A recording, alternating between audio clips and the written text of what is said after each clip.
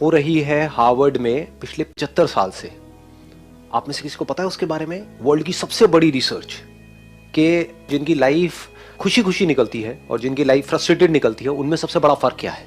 यानी कि जब वो लोग 15 साल के थे तब से उन्होंने उन लोगों को ट्रैक करना शुरू कर दिया है। कुछ लोगों को जिसमें से किसी की एज आज बढ़ करके मान लो 90 ईयर्स हो गई है, 80 ईयर्स हो गई है, और ये समझने की कोशिश कर रहे हैं वो लोग कि क्या फर्क होता है उन लोगों में जो एक सेटिस्फैक्टरी लाइफ जीते हैं, यानी कि खुशी खुशी जीते हैं, खुशी खुशी मरते हैं, और क्या उन लोगों में फर्क होता है जो फ्रस्ट्रेटेड ही जीते हैं और फ्रस्ट्रेटेड ही मरते हैं।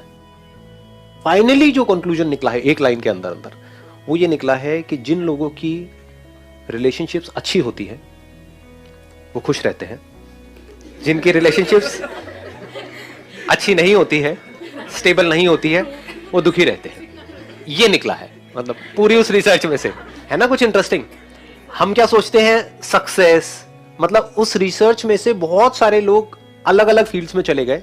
जब मानो उनको ट्रैक किया गया तब से जब वो 15-16 साल के थे, तो कोई उसमें से आगे जाकर के लॉयर बन गया, कोई एंटरप्रेन्योर बन गया, कोई डॉक्टर बन गया, कोई बहुत सक्सेसफुल हो गया, कोई कम हुआ, बट जो निकल करके आया है, फाइनली जो निकल करके आया है वो ये है एक लाइन के अंदर अंदर। मतलब ये सबसे बड़ा कॉज है हैप्पीनेस का, जिसको हम बुरी तरह से इग्नोर करते हैं, क्योंकि आपने सब कुछ अचीव कर लिया लेकिन रिलेशनशिप्स ही खोखली है। क्या करोगे ऐसी लाइफ का, सोचो। ये एक बहुत ही इंपॉर्टेंट क्वेश्चन है जिसको हमको आज समझना है, साथ में मिल करके मतलब डिस्कशन करना है इसके ऊपर, बिकॉज यहाँ पे मेल्स भी हैं, फीमेल्स भी हैं, तो दोनों के पर्सपेक्टिव से समझने की कोशिश करनी है कि एक अच्छी रिलेशनशिप हम कैसे बना सकते हैं, how to build a strong relationship.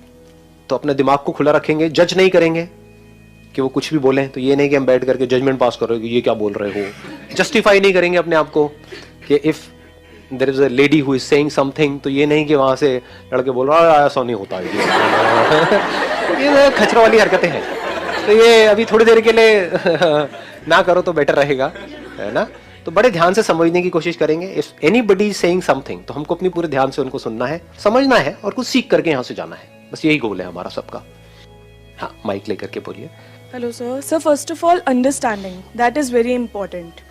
If you are able to understand your partner, even if he or she is dishonest, then also you require understanding. Might be there would be situations that when he has to be dishonest, or you create some possibilities for him to be dishonest, but you must understand the situations. हमें ये देखना चाहिए कि person की क्या value है, and not stupid situations की कि वो तो होती रहती हैं, कभी अच्छा है कभी बेकार है।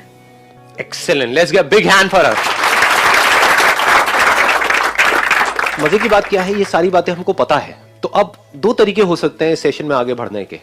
जैसे अब आप सुन रहे हो इनकी बात तो आप कहोगे अंडरस्टैंडिंग में क्या नई बात है, तो हमें पता है तो पता है is not important, important is कि क्या उस बात को आपने अपनी लाइफ में उतारा है या नहीं उतारा है। जैसे हमको पता है कि हाँ भाई स्विमिंग कैसे करते हैं, हाथ पैर ही तो हिलाने हैं। स्विमिंग आती है?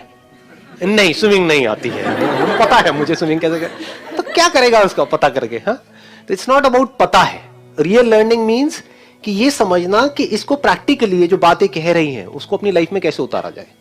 जैसे इन्होंने जो कहा है उसको अगर आपने ध्यान से सुना हो तो बड़ी इंटरेस्टिंग एक बात कही है इन्होंने, कि अगर आपका जो पार्टनर है वो डिसऑनेस्ट भी है, I think you are not talking in terms of character, you are talking in terms of कि कभी झूठ बोलना पड़ गया छोटी छोटी सिचुएशंस की वजह से, तो बजाय कि उसका इशू बनाने के कि तुमने मुझसे झूठ कैसे बोला, तुम ये झूठ बोल सकते हो तो तुम कितना भी बड़ा झूठ बोल सकती हो, तुम तो धोखेबाज हो, समझ गए।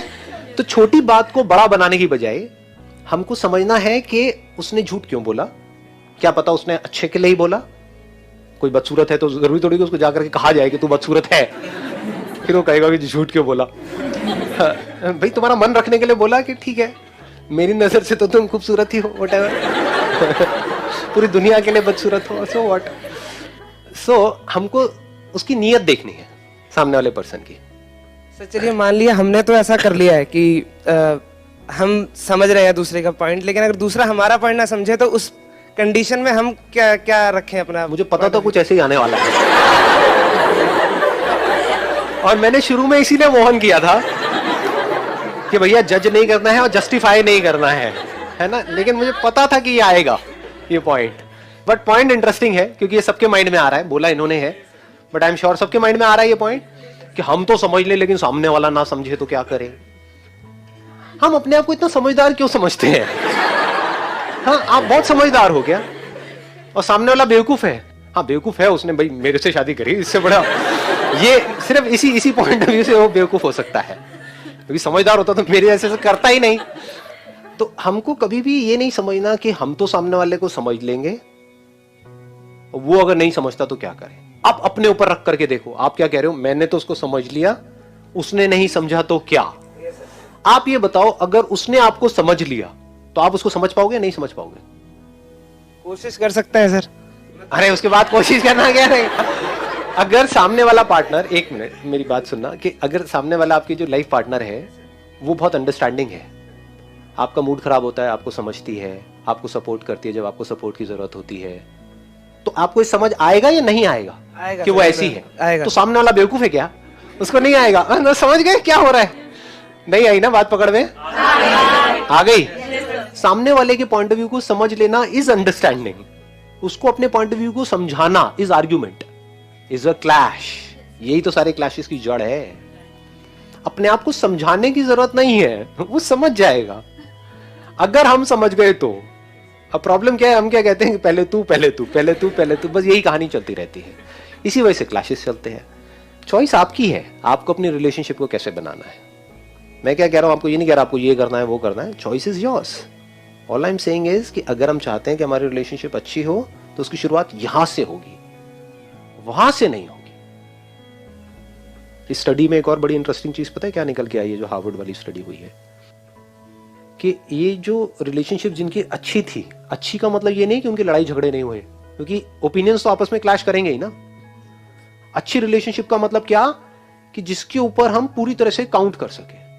If I can count on that particular person blindly, if I can trust that particular person whom I am in relationship with blindly, that means a good relationship। ये एक्चुअल में अच्छी रिलेशनशिप है।